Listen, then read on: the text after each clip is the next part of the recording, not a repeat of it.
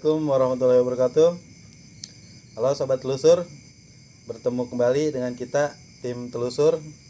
Ini para mediator kita. Untuk saat ini kita tidak menelusuri tempat-tempat misteri. Kita mau ngobrol-ngobrol santai dan banyak pertanyaan-pertanyaan dari netizen mungkin tentang kesurupan dan ketempelan dan juga cara mengatasinya. Kalau ciri-ciri ketempelan itu kayak gimana ya Bang? Kalau ciri-ciri ketempelan itu khususnya buat yang ketempelan itu orang dewasa apa Ya anak-anak? misalnya kayak anak kecil gitu. Nah, kalau anak kecil, nah mungkin ini yang lebih harus diperhatikan buat para ibu-ibu, ya kan? Misal kalau anak kecil itu, kalau anak kecil biasanya ketempelan goib itu, dia itu ciri-cirinya nih ya, dia nangis tidak mengeluarkan air mata.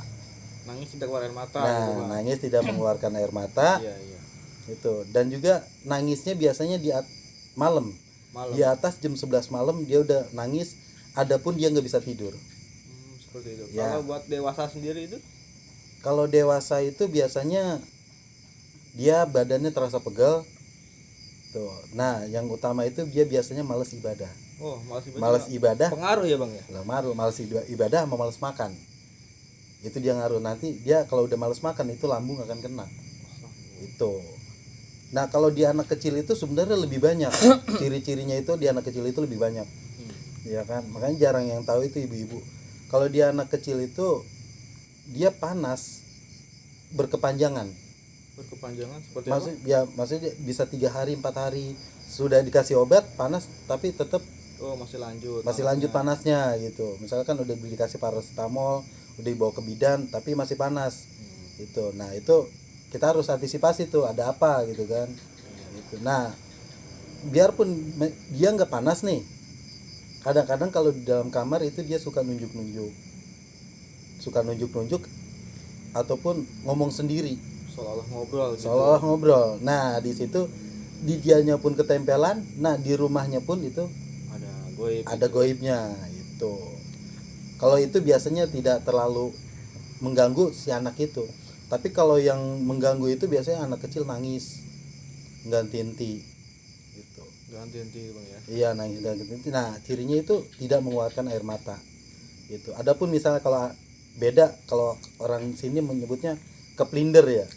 Kalau keplinder beda. Nah, itu ciri-cirinya kalau misalnya keplinder, lihat bangun pagi si anak itu. Belekan enggak di matanya itu. Nah, itu kalau dibelekan itu biasanya anak kecil keplinder. Nah, itu jarang yang tahu juga tuh. Itu harus diperhatikan. Nah, perut juga kembung. Itu kalau buat di anak kecil gitu.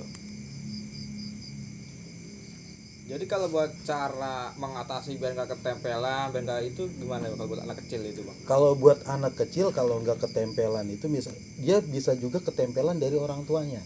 Dari orang tuanya ngaruh juga Bang? Ngaruh. Orang tuanya masuk ke rumah nih ya tanpa mengucap salam, masuk dengan kaki kiri, gitu kan kalau kita lihat sunnah Rasul ya kan, masuk kaki kanan, mengucap salam ya kan, apalagi ditambahin dengan membaca sholawat, ya kan, surat Al-Ikhlas, apalagi ditambah dengan ayat kursi. Jadi ngaruh banget gitu Bang? Ngaruh itu ke anak, ngaruh. Keadaan kita ketempelan, kita ngegendong anak. Pulang dari mana-mana kita langsung ngegendong anak. Benar. Ya, harusnya kita kalau pulang dulu kita diem dulu di rumah, ya kan, di depan rumah jangan masuk dulu. Ya beberapa saat, kalau yang ngerokok mungkin habisin rokok sebatang dah. Ya baru masuk ke dalam rumah, baru tuh kita apalagi ditambah kita pakai wudhu. Kita masuk wudhu dulu, nah baru dah kita megang anak kita gitu kan. Nah, kalau anak kecil ketempelan itu bisa juga dibawa pergi maksudnya dibawa pergi main ya sama orang tuanya, ya kan. Nah, dibawa pergi tapi nggak membaca doa keluar rumah atau keluar bepergian. Nah, itu bisa juga anak itu ketempelan itu. Iya, biasanya kan kita kalau mau pergi itu baca Bismillahirrahmanirrahim, la haula wala quwata illa billahil azim, baru kita jalan ya kan. Insya Allah anak nggak bakal ketempelan lah, dijaga. Misal ada istri sama anak itu kita baca itu pasti dijaga, semuanya itu pasti dijaga gitu. Itu sama itu Bang, kalau buat orang dewasa cara ngatasi sama juga? Nah, orang dewasa sama aja, sama untuk mengatasinya yaitu kita apalagi kalau orang dewasa itu kita ditambah ya kan berwudu, ya kita dawam wudu itu lebih bagus gitu kan. Dawam wudu pepergian kita selalu membaca doa mau berangkat pergi, apalagi ditambah kita sambil jalan kita berzikir pada Allah, berzikir ataupun berselawat gitu kan. Itu gue udah pasti gak bakal nempel itu, Mencok juga nggak menclok. nggak bakal mentlok itu mah. Nah kalau tadi kan itu cara mengatasinya bang ya, cara ketem itu. Kalau cara mengusir itu gimana bang? Kalau cara mengusir buat anak kecil nih ya, Iya. kalau buat anak kecil, nah kalau buat anak kecil khususnya buat kayak bapaknya nih, kalau bapaknya kalau posisi udah keadaan bersih udah wudhu, ambil aja air gelas, ya kan, kita bacain Fatihah, tiupin ke air itu, nah kasih ke anak, Diminumin ya. diminumin ke anak. Kalau misalnya nggak kena juga, biasanya mungkin kalau orang tua panik ya, kalau panik kalau misalnya posisi anak kecil kena ini panik, biasanya cari ustadz terdekat, minta didoain sama dia gitu untuk mengatasinya buat anak kecil gitu. Kalau buat orang dewasa, cara mengatasi atau mengusir wudhu, perbanyak ibadah, insya Allah gue itu akan pergi dan nempel, dia pasti akan pergi karena dengan wudhu kita dia itu mengusir, dia tidak nyaman gitu. Bang, kalau tadi kan ketempelan bang, kalau kesurupan gimana itu bang? Maksudnya perbedaan antara ketempelan dan kesurupan? Iya, Kalau ketempelan dia tuh cuma nempel di badan, ambil di badan. enggak masuk menguasai tubuh. Nah kalau kesurupan itu menguasai tubuh, nah menguasai tubuh dan juga istilah kata mempengaruhi gerak dia, Pikiran. suara dia, enggak, dari gerak dia udah beda, suara dia udah beda.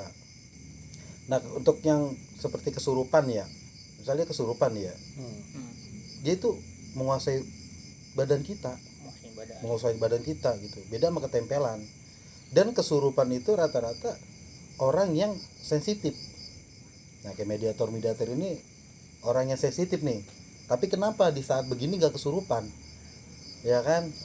Kenapa di saat begini kesurupan? Karena apa? Yang orang-orang seperti ini udah bisa ngendaliin itu, udah bisa ngendaliin datangnya goib, ya kan, goib nih mau datang, dia bisa nolak. Tapi kalau orang yang sensitif tapi kagak dilatih, jalan ke tempat serem pun udah pasti, ya kan, cecerawakan sendiri, tawa sendiri gitu kan, udah pasti masuk sendiri gitu. Gue masuk sendiri. Nah kalau ada tragedi kesurupan massal di sekolah itu gimana? Kan nggak semua yang itu sensitif tuh. Kalau yang namanya kesurupan massal di sekolah nih ya, ente lihat pasti rata-rata semua yang kesurupan itu adalah perempuan, ya kan? Iya itu bang. Kenapa itu bang? Kenapa perempuan? Karena perempuan lebih sensitif dibandingkan lelaki. Tapi kalau masalah kekuatan lebih kuat perempuan sama lelaki, 1:9 gitu ya kan, kalau dalam istilah ini.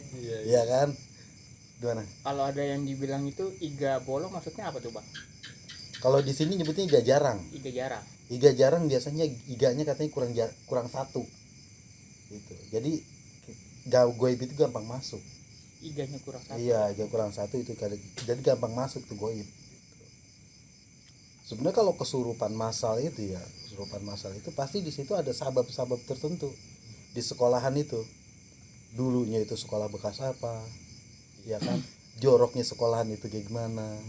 Biasanya penghuni di situ yang nggak seneng, terusik dengan perlakuan murid-murid ataupun tempatnya itu, apa dulunya bekas makam yang ini atau tempat keramat yang dibikin sekolahan gitu kan. Kan kalau yang namanya sekolahan bangun aja kan. Gitu. Tanpa seizin gitu kan. Itu. Adapun juga persaingan antar sekolah ya, mungkin itu mah antara sekolah sama sekolah, mungkin kita nggak tahu, bisa juga ada persaingan antar sekolah. Ya istilahnya kayak kirim-kiriman goib gitu kan. Kayak santet kalau kata orang-orang dulu mah, santet teluh gitu kan. Gitu.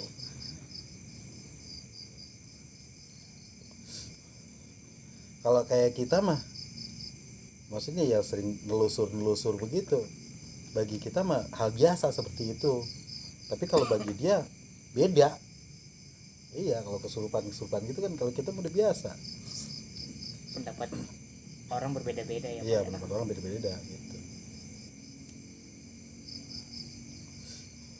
Ya dulu juga waktu saya belum belajar begini-beginian sama penakut pingsan lah. Sekarang alhamdulillah tetap iseng. Kalau buat anak kecil itu bang, kadang kalau ketempelan itu kan habis maghrib, kadang-kadang sore, itu ada Nah. waktu-waktu yang buat ini sih bareng apa ketempelan itu. Biasanya itu ketempelan mah dia kapan aja. Hmm. Nah karena aktivitas goib itu dia habis asar. Habis asar ya. Habis asar sampai isya. Nah setelah isya dia tuh netral lagi sampai jam 11. Dari jam 11 malam sampai mau subuh dia itu aktif lagi. Nah makanya banyak kan anak kecil tuh kalau udah ketempelan dari malam rata-rata itu jam 11 malam sampai pagi tuh kadang-kadang nggak bisa tidur, Oh, itu ketempelan. nangis nggak berhenti-berhenti, itu bisa jadi ketempelan. Itu. Nah kalau misalnya dia yang tadi bilang tadi kepelinder, kalau kepelinder mah dari habis sisa gitu bocah udah nangis. Itu lihat kalau kepelinder perut kembung ya kan, mata belekan. Oh itu ciri-cirinya bang. Ciri-ciri kalau kepelinder gitu. Nah kalau ciri-ciri kena goib itu ya itu yang tadi saya bilang. Bang, kalau misalnya anak kecil itu kan kalau malam ketempelan kan sering nangis tuh bang ya. Terus yang digodain tuh apa tuh bang dia bang bisa nangis? Biasanya tuh si anak kecil itu di matanya juga ketempelan goib, di badannya ketempelan goib, dan dia ngelihat sosok goib. Ya hawa takutnya dia menimbulkan nangis itu. Nah untuk para ibu-ibu ya harus lebih banyak merhatiin itu sih. Itu makanya banyak kan jarang mengerti gitu kan. Kadang-kadang dia sakit panas nih kan, udah dibawa ke bidan tapi masih panas juga, ntar dibawa ke bidan tempat lain, dikasih obat ini tetap itu bahaya buat anak. Takutnya yang namanya anak kecil ususnya nggak kuat, ditimpa obat ya kan, walaupun itu sirup. Itu beda sama herbal gitu kan. Kalau herbal rata-rata menguatkan itu.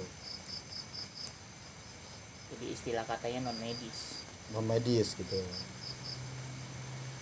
biasanya itu makhluk apa aja tuh bang kalau buat ke anak kecil itu? Kalau anak kecil itu biasanya dominan ke kuntilanak sih biasanya. Kuntilanak. Lebih banyak kuntilanak. Dan kalau misalnya kuntilanak itu nempel badan dia, dan yang dilihat dia itu bukan kuntilanak, banyak kan sosok kayak genderuwo, makanya dia nangis. Itu yang lebih besar dibanding itu dia, nah makanya dia nangis gitu. Nah ada dengar cerita dulu itu kan ada yang disebut dengan kolong wewe. Kalau di sini kolong wewe, mungkin sama wewe gombel ya, Sama. sering nyulik anak gitu kan. Itu emang bener diculik.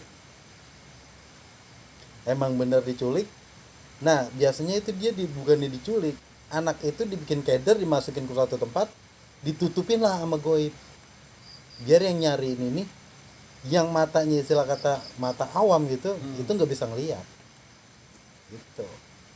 Makanya kalau orang dulu di sini ada yang disebut nabuin tampar, apa aja kentongan, dipukul-pukulin, kadang-kadang gidir kayaknya bolong itu dipukulin. Itu benar nggak itu bang? Nah kalau itu saya kurang tahu dah. Kalau itu karena zaman dulu ya beda sama zaman sekarang kita ini. Kalau kita ini ya kita melalui para alim ulama kita, para ustadz kita ya kan, dengan minta doa dia, insya Allah. Tapi seiring berjalannya zaman, kayaknya udah nggak ada segitu-gituan. Udah nggak ada. Yang paling kayak kalau yang ada paling disebut dengan jin keder gitu. Jin keder suka ngederin orang gitu kan. Nah itu juga disebut juga ketempelan. Iya, cuman kalau jin keder biasanya cuman di wilayah dia doang. Goib itu kan misalnya goib itu mempunyai wilayah satu kotak itu. Nah dia dikederin satu kotak itu doang. Berarti jin enggak itu menguari kotak lain. tugasnya masing-masing gitu bang, jin itu bang. Lah kalau goib itu tugasnya masing-masing. Ada yang bikin budek juga itu kalau kadang di jalan kereta. Nah gitu, ada bang. Seperti itu dibikin budek katanya. Bikin budek ya gitu. Nah itu sih yang penting kita awal mula kita pergi itu baca doa ya. Istilah kata minimal banget kita bismillah dah. Iya bismillahirrahmanirrahim, kita berangkat minta perlindungan kepada Allah ya kan, insya Allah aman sampai tujuan, dan balik lagi kita baca doa lagi, insya Allah aman lagi sampai rumah gitu. Oh iya, untuk para penggemar tim Telusur Misteri Nusantara, kalau ada yang mau bertanya silakan di kolom komentar. Insya Allah nanti di pertemuan selanjutnya kita akan jawab. Dan juga kalau ada kritik-kritik, saran, silakan di kolom komentar. Ya kita juga masih tahap belajar, ya kan belum ahli banget.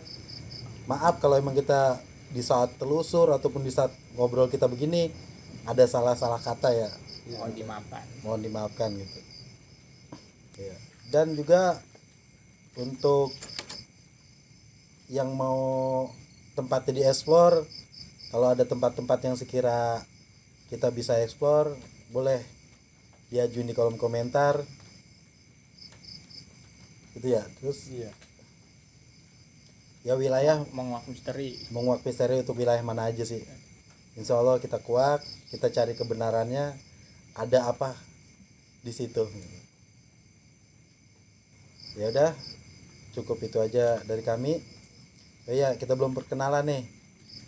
Ini adalah Bang Imam, panggilan Ipeng. Ini Bang Ersyad, ya saya sendiri Bang Nata. Nah untuk kameramen kita ini Bang Gani, mungkin selama ini kita belum perkenalan ya. Jadi kita lanjut ke nanti selanjutnya. Cukup dari kita. Assalamualaikum warahmatullahi wabarakatuh.